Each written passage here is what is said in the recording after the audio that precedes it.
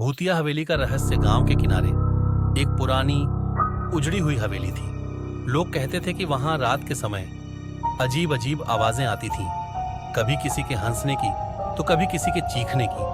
कोई भी इंसान रात में उस हवेली के पास जाने की हिम्मत नहीं करता था। एक दिन 3 दोस्तों राहुल, अमित और स्नेहा ने तय किया कि वे इस हवेली का रहस्य जानकर रहेंगे।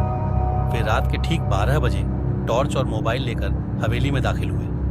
हवेली अंदर से और भी डरावनी थी। जगह जगह जाले लटके हुए थे, फर्श पर धूल की मोटी परत जमी थी और हवा में अजीब सी ठंडक थी। जैसे ही वे आगे बढ़े, एक दरवाजा अपने आप चरमराते हुए खुल गया।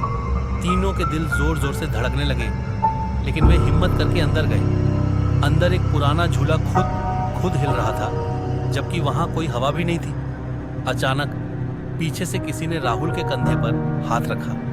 उसने डर कर पीछे देखा, लेकिन वहां कोई नहीं था। तभी अमित को लगा कि कोई धीमी आवाज में उसका नाम पुकार रहा है। डर के मारे वे भागने लगे, लेकिन दरवाजा अपने आप बंद हो गया।